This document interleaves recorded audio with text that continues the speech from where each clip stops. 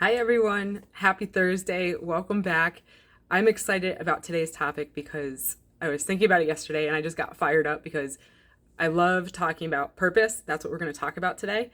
And I'm also going to share how that ties into my personal experience in corporate finance and how you can take some of that and apply it to your lives right now in a practical way when it comes to taking control of your finances. So, truth be told, it started because I was on a walk just thinking, there's got to be a secret to motivating people to getting started. And what is it that's holding most people back from getting started?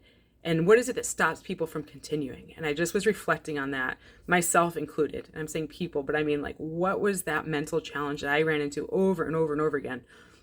And for me, hands down, it was first the word budget. I hated the word budget because I felt that that was restrictive. And I thought I was just going to have to say no to everything fun for the rest of my life. And that didn't sound fun. And I just remember thinking, like, I didn't know if I had what it took to persevere. But that's where purpose comes in. And what changed the game for me was having a really good why. What was the reason why this time it was worth doing the hard work? It's not always hard, but it's not always fun. And that's just the truth of the matter. And I'm not going to sugarcoat it. There's going to be days, there's going to be times at the end of the month when you got to do that thing, reconcile your bank account maybe, or sit down and pay those bills, or decide what you're going to do with your excess that came through that, it's making that hard decision. What am I going to do with it? Paying a bill isn't as easy as going out to dinner. But when you know why you're doing it, it makes those hard decisions a lot more palatable. And for me, when I switched gears, it was that I got sick and tired of being stressed trying to get to my son's sporting events, feeling rushed, feeling guilty that I was never quite feeling like I had that work-life balance. And that's a tricky thing too, but what I was really striving for was to be able to afford to take a pay cut. And like I said, it's not always about gaining more. Sometimes it's about just being able to say yes to that thing that means more to you. And going into my son's senior year, I said, I'm sick of letting my finances and my bills and my responsibilities financially dictate what I could say yes and no to, which was at that time desperately wanting to just be present in my son's life, especially his senior year, knowing this was going to be a shift of time that he would have available to me. Once you become an adult, life gets busy, and we know that. So anchor on your why. It's going to make those hard days worth it. It's going to help you make those decisions. And when you remember that it's, even though you might be saying no to some things up front, or maybe not right now, when those little things add up to the huge yes that is your purpose, that is your why, it's so worth it. And yeah, does it make it easier for me to say, no, I don't need that extra subscription right now? Or yeah, I can do the hard work to manage my cell phone by the gig instead of unlimited for now. And when that day comes that I have a little more breathing room, I'm going back to it because I can feel confident that I can afford it. So it's just making those short-term decisions sometimes.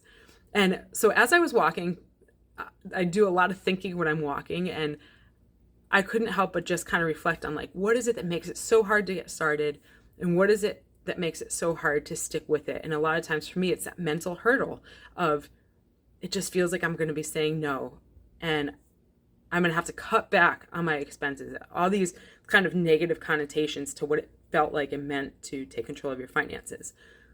But then I had this thought, and I'm like, you know what? My whole career was in corporate finance, and a lot of that was concentrated on expense management.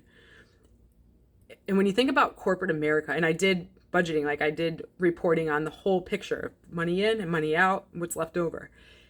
In corporate America, decisions are made quickly when you make the decisions around expenses, because those are the levers that you can pull quickly. You can quickly cut back an expense. It's a lot harder to bring in the revenue. So think of expenses that, at least the short game right now, the revenue is also going to play a big role in it. If you can bring more revenue in, bring more income in, that's going to help you, certainly. You can sell some things. But oftentimes it takes a little longer to build more income than it does to cut back expenses. So if you can make those quick decisions, get rid of that bill, get rid of that extra thing, that's going to help you make those quick pivots short term that will start to snowball and add up. Get rid of that extra credit card bill and put that extra payment now towards the next credit card bill instead of getting rid of it and adding more. Because I know that's a struggle I ran into. I felt like my budget just bounced back when I paid off a credit card bill instead of just paying the next one off. So think of it almost like a business. Like, how do you become the CFO, the chief financial officer of your household finances? And I'm going to just be honest, the quickest way to bring more back into your monthly cash flow is cutting expenses, because you can cancel a bill if it's an excess thing that you're taking advantage of, like a subscription or a convenience thing. You can cut that out and it's gone next month. It's a lot harder just to bring consistent revenue in month after month unless you're picking up an extra job.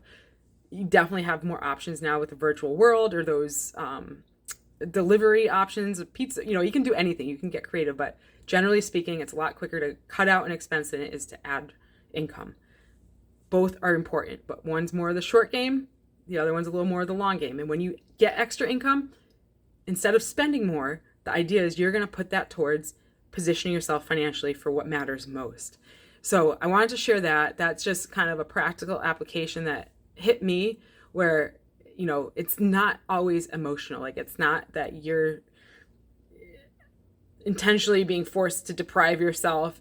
It's just a matter of practicality sometimes. And when we think practically, we can take the emotions out of it and it makes it easier to make those decisions. So I want to encourage you, take a look at those expenses. What is that goal that matters more to you? Put that on paper first and put it somewhere you can see it and talk about it. Because the more you talk about it, you think it, say it, do it. You think it, you tell somebody about it, you're going to be more accountable for it.